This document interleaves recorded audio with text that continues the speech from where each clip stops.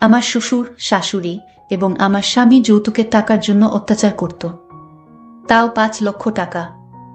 কিন্তু আমি এত টাকা কোথায় পাব? আমার বাবা গরিব মানুষ, এত টাকা জোগাড় করা আমার বাবার পক্ষে সম্ভব না। একদিন হঠাৎ করে আমার 10 বছরের দেবর আমাকে বলল, ভাবি আমি তোমাকে 5 লক্ষ টাকা দিব, কিন্তু আমার একটা শর্ত আছে। আমি বললাম, কি শর্ত? তারপর আমাকে আমার দেবর 5 লাখ টাকার বিনিময়ে যা চেয়েছিল তা শুনে আমার মনে হলো আমার প্রাণটা বুঝি বেরিয়ে গেল। বাকিটা তোমাদের গল্পতে বলছি। যেদিন এক ঘর ভর্তি লোকের সামনে আমার শাশুড়িমা আমাকে বললেন, ছেলে আমার বিয়ে পাস, তাকে জন্ম দিতে কম কষ্ট হয়নি, জীবন মরণ প্রশ্ন গেছে, সেই ছেলেকে লেখাপড়া করিয়ে মানুষ করতে কম খরচ চায়নি আমার, তার খরচ কিছুটা তো তোমার বাবা মাকে পোষাতে বলো। আমিও ঘর ভর্তি মানুষের সামনে বজ্রকণ্ঠে আশাতে কিছুটা ব্যঙ্গ করেও বলেছিলাম, আমিও তো বিবিএ অনার্স করেছি, মাস্টার্সে ভর্তি হয়েছি, লেখাপড়ার খরচ এখনো বাবা বহন করছেন। আমার বাবা মায়ের তো মোটেও খরচ করতে হয়নি। আপনার মনে হয় আমাকে কোনো বাণিজ্য মেলা থেকে কিনে নিয়ে আসছে? আমার মা বাবার কোনো কষ্ট হয়নি আমাকে লালন পালন করতে। শাশুড়ি মা চোখ বড় বড় করে আমার দিকে তাকালেন। তার পুত্র মানে আমার স্বামী আমার কাছে এসে রাগী কণ্ঠে বললেন, মায়ের সাথে বেয়াদবের মতো কথা বললে জানে মেরে ফেলত তোকে। আমি হাতখানা সরিয়ে বললাম, জানি সে তুমি পারবে, মায়ের পুত্র বলে কথা। তাতে আমরা যে যেতুক চাইছে, জানাতে যেতুকের শাস্তি কি? আমার শাশুড়ি চোখ দেখলে মনে হয় রাগে চেয়ার থেকে লাল লাল আগুন ঝরছে। পারলে সে আগুনে আমাকে ছাই করে ফেলেন। তিনি বললেন, আমরা তো আর যেতুক চাইছি না। বিয়ের পর মেয়ের শ্বশুর বাড়িতে এটা সেটা দেয়, মেয়ে জামাতার সুখ দুঃখে টাকা দেওয়া যেতুক কেন হবে? এসব উপহার দেয়া তো সমাজের নিয়ম। সেটা কি তোমার বাবা জানেন না? জি মা, বর্তমান সমাজে যেতুকের আরেক নাম উপহার। শাশুড়ি মা বেশ রেগেই বললেন, নিজের মেয়ে জামাইকে এতটুকু সাহায্য করতে না পারলে তোমার বাবা মেয়ে কেন বিয়ে দিলা? ঘরে খুঁটি করে রাখত, তারাতেও আর আপনাদের উপহার চাইবার নিয়ম জানতো না, তাই বিয়ে দিয়েছেন। বেশি কথা বলবা না, মুখে মুখে তর্ক আমার পছন্দ না। বাবার বাড়ি থেকে টাকার ব্যবস্থা করে না আনতে পারলে তালাকনামা হাতে ধরিয়ে দিব, তারপর ঘর থেকে বের করে দিব। আমি কাচুমাচু মুখ করে বললাম, এমনটা করবেন না প্লিজ মা, তালাক হলে লোকে কি বলবে? সমাজে মুখ দেখাব কি করে? আমার জীবন তো নষ্ট হয়ে যাবে। আমি এখনই বাবার বাসায় গিয়ে তাকে বলছি, তিনি যেভাবেই হোক টাকার ব্যবস্থা করে ফেলবেন। দেখলাম তাদের চোখে মুখে বিশ্বজয়ের আনন্দ। আমি বোরকাটা পরে বাড়ি থেকে বের হবার সময় মাথা নিচু স্বামীকে বললাম, আমার কাছে বাড়ি যাবার রিক্সা ভাড়া নেই। তিনি 1 টাকার একটা নোট আমাকে দিলেন আর বললেন, কথা বলে জলদি বাড়ি ফিরবি। আমি টাকাটা নিয়ে ঘর থেকে বের হতে হতে শুনলাম শাশুড়ি বললেন, কাকে কিভাবে পরাস্ত করতে হয় আমার জানা আছে, কার দুর্বলতা কি আমি জানি। আমি চিন্তায় পড়ে গেলাম, কেমন করে এত টাকা জোগাড় করব? আমার বাবা একজন অসহায় মানুষ, তিনি এত টাকা কোথায় পাবে? আমিও কিছুই ভাবতে পারছি না। কি করব আমার মাথায় কাজ করছে না। আসলে মেয়েদের কপালটা এরকমই হয় নাকি? আমি যদি টাকা নিয়ে বাড়িতে ফিরতে না পারি তাহলে আমাকে তালাকনামা দিয়ে দিবে। আমি এটা কিভাবে সহ্য করব? আমি তা কিছুতেই সহ্য করতে পারবো না। মানুষের জীবনে বিয়ে একবার হয়। এসব দুশ্চিন্তা আমার মাথায় ঘুরপাক খাচ্ছিল। আমি এখন কি করব? এসব ভাবতে ভাবতে বাবার বাড়ি গেলাম। বাবার বাড়ি গিয়ে দেখি বাবা অসুস্থ। আমার মা মারা গেছেন আমার বয়স যখন 10 বছর তখন। আমাকে আমার বাবা খুব কষ্ট করে বড় করেছে এবং লেখাপড়া করিয়ে মানুষ করেছে। আমার নামটা মা রেখেছিল আয়েশা।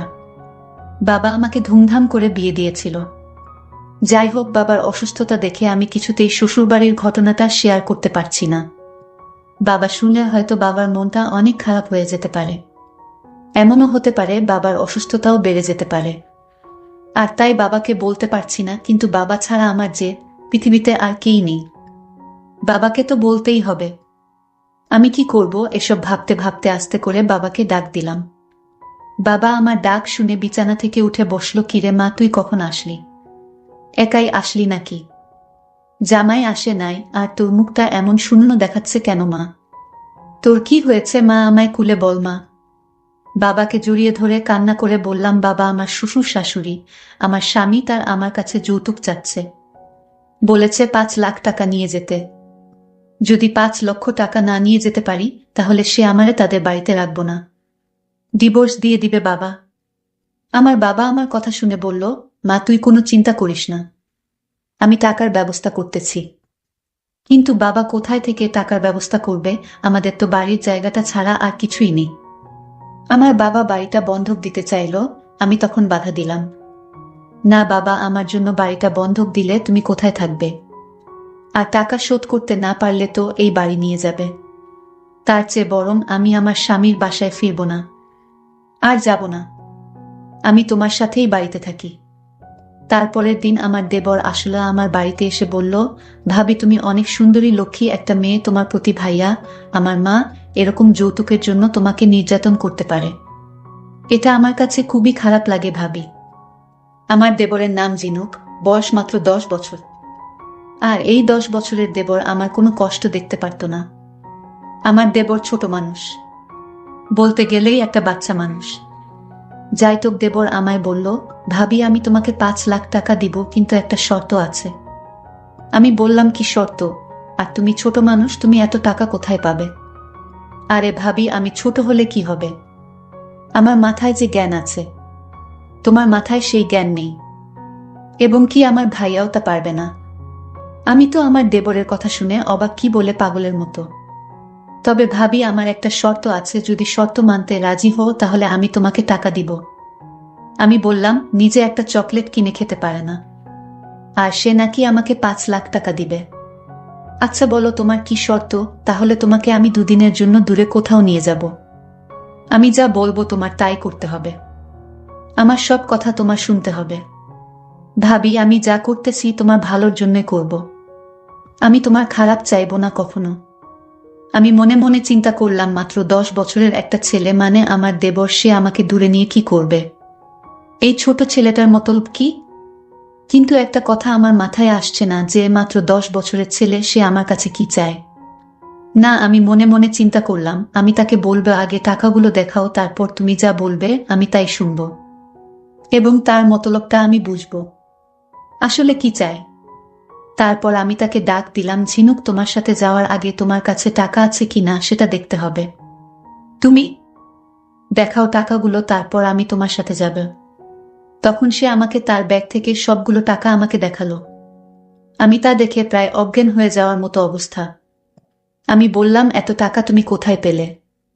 সে বলল, ভাবি আমি টাকাগুলো আমার বাবার সুইটকেস থেকে চুরি করেছি। আমি বললাম, কেন করলে চুরি? কেন করেছি? আমি তোমাকে তো বললাম তোমাকে দূরে কোথাও নিয়ে যাব, 2 দিনের জন্য, তার বিনিময়ে তোমাকে টাকাগুলো দিয়ে দিব। আমি তাকে প্রশ্ন করলাম, আমাকে দূরে নিয়ে গেলে তোমার লাভ কি? আমার লাভ ক্ষতি সেটা তোমার ভাবতে হবে না ভাবি, তুমি যাবে কি না বলো। আমি বললাম, তোমার সাথে আমি ঘুরতে গেলাম এবং তুমি যা বলবে তা শুনলাম, কিন্তু তোমার বাবা যদি জানতে পারে তুমি টাকা চুরি করেছ তাহলে তো তোমাকে পিটাবে। আমি বললাম, সে চিন্তা তোমার করতে হবে না, বেশি কথা না বলে আমার সাথে চলো। আমি তার মনের উদ্দেশ্যটা জানার জন্য তার সাথে ঘুরতে যেতে রাজি হলাম। তারপর আমাকে নিয়ে সে কক্সবাজার সমুদ্র সৈকতে নিয়ে গেল। তারপর আমরা থাকার জন্য একটা হোটেল ভাড়া করতে গেলাম, কিন্তু হোটেলের মালিক আমাদের রুম দিতে রাজি হচ্ছিল না, কারণ আমার সাথে যে ছিল, মানে আমার দেবর, তার তো বয়স কম। হোটেল মালিক আমাকে প্রশ্ন করলো, তোমাদের সম্পর্ক কি? আমরা সম্পর্ক না জেনে আমরা রুমে থাকতে দেই না, এটা আমাদের নিয়মে নেই। তোমাদের সম্পর্ক কি? ভাবি তখন আমাকে একটু আড়ালে নিয়ে বলল, এখন আমাদের পরিচয় কি দিবে? আমি বললাম, ভাবি তুমি যদি কিছু মনে না করো তাহলে আমরা স্বামী স্ত্রী পরিচয়টা দিয়ে দেয়। এটা তো আমাদের মিথ্যা পরিচয়, 2 দিন সময় আমাদের তো কক্সবাজার থাকতে হবে, আর যদি আমরা রাতে কোথাও আশ্রয় না পাই তাহলে থাকবো কোথায়? তাই 2 দিনের জন্য মিথ্যা পরিচয়টা দিয়ে দেই। আমি তো তার কথা শুনে অবাক হচ্ছি, একটা ছোট ছেলের মাথায় এত বুদ্ধি কোথা থেকে আসলো? আমি দেবরকে বললাম, ঠিক আছে, তোমার যেটা ভালো মনে হয় সেটাই করো, আর আমার তো তোমার সব কথা শুনতে হবে, সেটা তো আগে থেকেই বলা। হোটেল মালিককে বললাম, উনি আমার স্বামী। হোটেল মালিক একটা শুনে অবাক হয়ে গেল। এত ছোট ছেলে আপনার স্বামী হয় কিভাবে? আমি বললাম, হবে না কেন? এখনকার যুগে কি আর বয়স দেখে বিয়ে হয়? যার যারে পছন্দ হয় তাকে বিয়ে করে ফেলে। ভাবি আমার সাথে মিথ্যা বউ সেজে হোটেলে উঠলাম। এছাড়া আমাদের আর কোনো উপায় ছিল না। সারাদিনের ক্লান্ত শরীরে আমার রাতে প্রচুর ঘুম পাচ্ছিল। আমি আমার দেবরকে বললাম, তুমি কোথায় থাকবে, নিচে নাকি কাঠে? আমি বললাম, ভাবি তুমি কি ভুলে গেছ? আমি যা বলি তুমি তাই করবে। তাহলে আজ আমার একটা কথা রাখতে হবে। সেই কথাটা আমি কি করে বলি? আচ্ছা ভাবি, তুমি রাগ করবে না তো? আচ্ছা ভাবি, আমাকে তোমার কেমন লাগে? হঠাৎ এই প্রশ্ন কেন? আরে ভাবি, এমনিতেই জিজ্ঞাসা করলাম, আর কি। কেন, আমার দেবর তো অনেক সুন্দর, বয়সটা আর কি কম। ভাবি, আমি তোমাকে যে কথাটা বলবো সেই কথা বলার পর তুমি রাগ করবে না তো? ভাবি বলল, ঠিক আছে, আমি রাগ করব না। কি বলতে চাও বলো? আমি বললাম, ভাবি আমি তোমাকে 5 লাখ টাকা দিয়ে কিনতে চাই। মানে? মানে হলো 5 লাখ টাকা দেনমোহর দিয়ে তোমাকে বিয়ে করতে চাই। আমি আমার বাবা মাকে দেখিয়ে দিতে চাই যে এই দুনিয়া এখনো ভালো ছেলে আছে। আরে ভাবি, আমার ভাইয়া তোমাকে যৌতুকের জন্য অত্যাচার করছে, আমি তা কিছুতেই সহ্য করতে পারছি না। আর তাই ভাইয়াকে উচিত শিক্ষা দিতে হবে। আমি তোমাকে 5 লক্ষ টাকার দেনমোহর দিয়ে তোমাকে বিয়ে করে আমি আমার বাবা মাকে দেখিয়ে দিতে চাই যে আপনার ঘরে একটি ভালো সন্তান আছে, যে কিনা যৌতুক ছাড়াই বিয়ে করতে চাই। ভাবি বলল, এ হয় না, তুমি বিয়ের কি বুঝবে, তোমার তো বয়স হয়নি। আরে ভাবি, আমাদের গুরুজনরা বলেছে বিয়ের কোনো বয়স নেই, তাদের মনটা ঠিক থাকলেই সবই সম্ভব। বিয়ে হচ্ছে ফরজ, এটা আল্লাহর আদেশ। ভাবি বলল, তাহলে তোমার দুশ্চরিত্র ভাইয়া কিছুতেই তা হতে দিবে না। আরে ভাবি, তুমি কোনো চিন্তা করো না। আমি তোমাকে এখন যে বুদ্ধিটা দিব, আর সেই বুদ্ধিটা কাজে লাগাতে পারলেই তুমি সাকসেস, আমি গ্যারান্টি দিলাম। এই বাচ্চা দেবরের মাথায় এত বুদ্ধি কোথায় থেকে এলো, এত দেখছি জ্ঞানের জ্ঞানী। আমি আমার দেবরের কথা মতো আমি আমার শ্বশুর বাড়ি ফিরলাম ঘন্টা 4-5 পর। একা ফিরলাম না, সাথে কজন পুলিশ অফিসারও ছিলেন। এই বুদ্ধিটা দিল দেবর আমাকে। পুলিশ দেখে আমার শ্বশুর বাড়ির সবার মুখগুলো চুপসে গেল। বড় যে পুলিশ অফিসারটি, তিনি ঘরের সবাইকে উদ্দেশ্য করে বললেন, যৌতুকের জন্য ঘরের বউকে অত্যাচার করার জন্য আপনাদের বউ মামলার আবেদন করেছেন। প্রথম পর্যায়ে সবাইকে শুধু সতর্ক করে গেলাম, এরপর যৌতুকের জন্য অত্যাচার করলে গোষ্ঠীশুদ্ধ তুলে নিয়ে যাব। দারোগা বাবু আরো কিছু কথা বলে চলে গেলেন। তিনি চলে যেতেই আমি আমার শাশুড়ির কাছে গিয়ে বললাম, তালাক দিবেন তো দিন, কিন্তু তার আগে কাবিনের 5 লক্ষ টাকা রেডি রাখবেন। মহারানার টাকা আমি মাফ করেই দিয়েছিলাম। আসলে বিয়ের প্রথম রাতে আপনার ছেলে মিষ্টি মিষ্টি কথা বলে তা মাফ করিয়ে নিয়েছিলেন, কিন্তু এখন সেটা আমার চাই। আজকের ঘটনার পর মাফ করার তো প্রশ্নই ওঠে না। উল্টো আমাকে মহারানা না দিয়ে বিয়ে করার দায়ে আপনার ছেলেকে মামলা করে ফাঁসিয়ে দিব। ও হ্যাঁ, আমাকে মারার চিন্তা ভুলেও করবেন না। আমি থানায় লিখিতভাবে বলে এসেছি, আমার সাথে অনাকাঙ্ক্ষিত কিছু ঘটলে, কোনো দুর্ঘটনা কিংবা যে কোনো ক্ষতি আমার হলে পুলিশ এসে আপনাদেরকেই ধরবে। আর হ্যাঁ, আমার কাবিনের টাকা রেডি করে জলদি আমাকে মুক্তি দিন। এমন লোভী পরিবারে থাকতে আমার গা গিন গিন করছে। এখন বাবার বাড়ি যাচ্ছি, নয়তো দেখা যাবে আমাকে মেরে অ্যাক্সিডেন্ট বলে চালিয়ে দিবেন। পরে পুলিশ আপনাদের ধরে শুলে চড়ালেও তো আমি তা দেখতে পারবো না, জীবিত হব না। নিজের সেফটি ফার্স্ট। তবে এ কার্টুনদের বেশি সময় দেখার মতো সময় আমার হাতে নেই। তারা নিশ্চিত ভাবতে পারছে না একটা চোরের মূল্য এবং আমাকে শোনানো কিছু অকথ্য ভাষা, আর যেতুক চাইবার মূল্য তাদের এভাবে দিতে হবে। সকালে আমাকে যেতুকের দাবি করে চর না মারলে আজ আমি তাদের লক্ষ্মীমন্ত ঘরের বউ থাকতাম। তারা আমার শান্তশিষ্ট বিড়ালের মতো রূপটা দেখে ভেবেছিলেন আমাকে যাই মারুক, আমি তাদের পায়ের কাছে গিয়ে মিউ মিউ করব, কিন্তু তারা মানুষ চিনতে ভুল করেছে। বিয়ের আগে আমার নামে ভালো করে খোঁজ করলে জানতো বিড়ালের মুখোশ পরা একটা বাঘিনীকে তারা পুত্রবধূ করেছে। যেই আমি অন্যের সাথে অন্যায় হওয়াকে সমর্থন করি না, সে কিনা নিজের সাথে অন্যায় মুখ বুঝে সহ্য করে নিবে। হ্যাঁ, বিপদ আপদে আপন মানুষই আপন মানুষের পাশে দাঁড়ায়, সাহায্য করে। সে হোক ভাই বোন, আত্মীয়, বন্ধু কিংবা মেয়ে জামাই, কিন্তু সাহায্য চাইবারও ধরন আছে। তারা আমাকে বুঝিয়ে বলতে পারত, বলতে পারো তো ধার হিসাবে নিবে বা এখন সাহায্য করুক পরে ফিরিয়ে দিবে। কিন্তু তাদের চাইবার ধরন যেন আমার বাবার কাছে তারা টাকা পায়, অথবা আমার বাবা মেয়ে বিয়ে দিয়ে খুব ঠেকে গেছে, তাদের টাকা দিতে বাবা বাধ্য। যে যেমন তার সাথে তেমনই করতে হয়, যেমন কুকুর তেমন মুগুর। যাই হোক, বাবার বাড়ি যাচ্ছি, বাবাকে ঘটনাটা বলতে হবে। জানি বাবা শুনলে মুচকি হেসে বলবেন, ঠিক করেছিস।